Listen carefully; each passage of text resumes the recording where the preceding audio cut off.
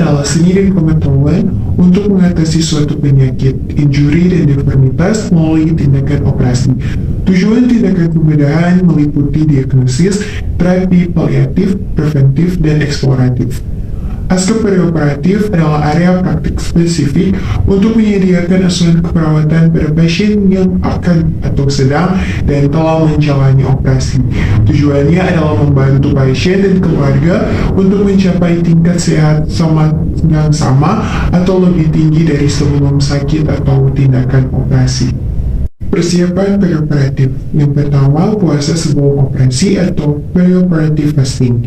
Pasien dengan volume asam lambung yang banyak berisiko untuk mengalami aspirasi paru dan akan meningkatkan morbiditas dan mortalitas. Pasien dianjurkan puasa 6 jam sebelum operasi elektif. Anak didorong untuk minum air dengan tujuan meminimalkan kecemasan, dehidrasi, hipovolemia, dan kemungkinan hipoglikemia yang dapat disebabkan oleh puasa yang berkepanjangan sebelum operasi, dan diperbolehkan untuk minum air sampai 2 jam sebelum operasi. Bayi dapat disusui sampai 4 jam sebelum operasi, susu formula dapat diberikan sampai 6 jam sebelum operasi. Selanjutnya ada pemberian obat profilaksis, di mana tujuan ini yaitu untuk mencegah infeksi baik selama maupun setelah operasi. Beberapa antibiotik yang sering digunakan pada operasi saluran urologi dan cerna yaitu seperti ampicillin dan gentamicin, vancomycin dan gentamicin, ampicillin dan atau ampicillin, dan beberapa antibiotik yang sering digunakan juga yaitu seperti pada operasi gigi dan mulut dan saluran pernapasan seperti amoxicillin, clindamycin, cefalexin atau cefadroxil, atromycin, dan clarithromycin. Pendekatan pada pasien anak sesuai usia perkembangan. Yang pertama, neonatal infant. Bayi dan toddler tidak memerlukan penjelasan tentang penyakit dan prosedur.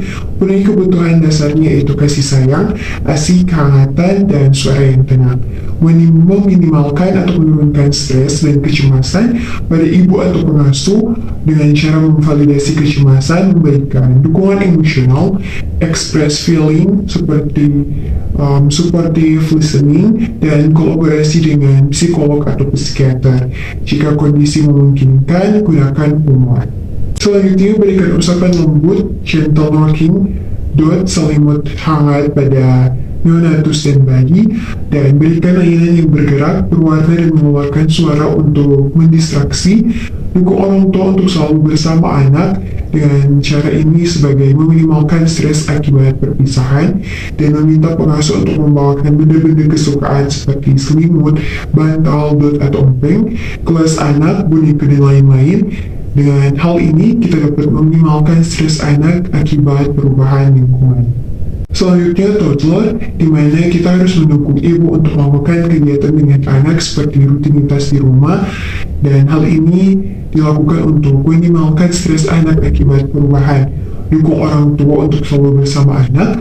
Orang tua juga harus menemani anak saat induksi anestesi sampai anak tertidur, dan harus di samping anak saat terbangun dari anestesi di ruang pacu.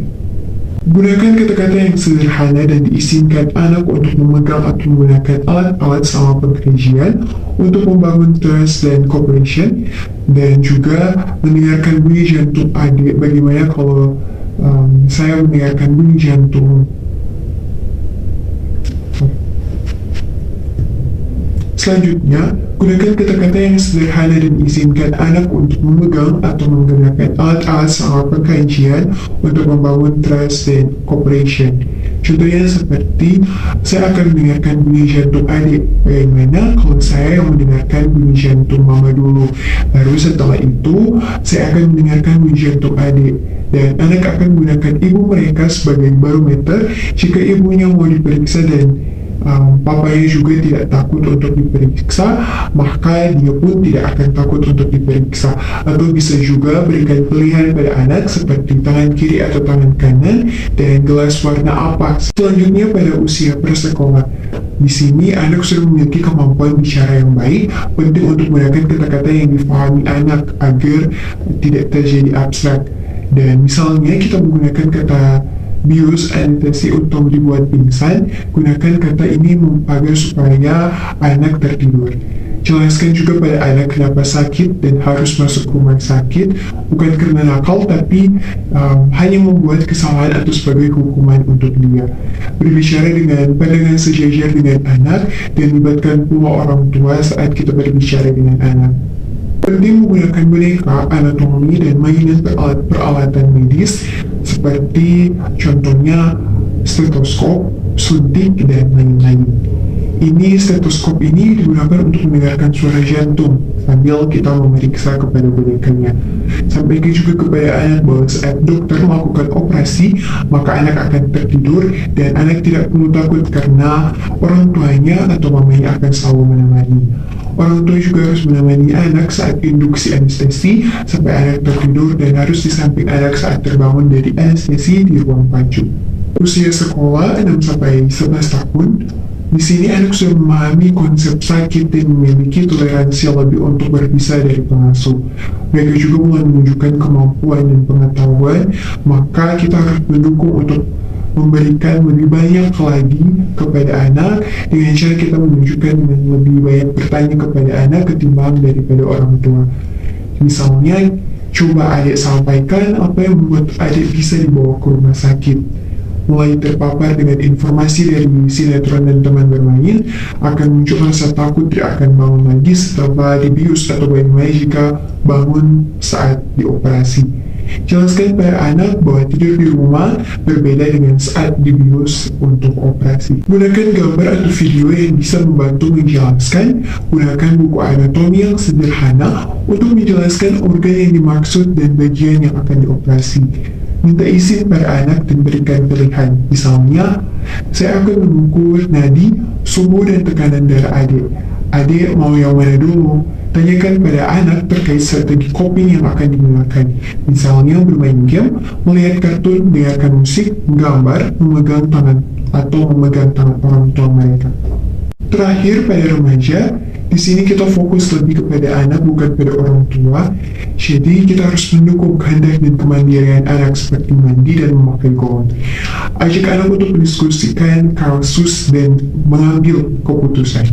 Jaga privasi anak, dukung hubungan dengan teman-temannya seperti mengizinkan untuk berkomunikasi, misalnya lewat handphone, menjenguk, dan menemani. Dukung juga mekanisme coping anak seperti mendengarkan musik, menonton film, bermain game, dan lain-lain.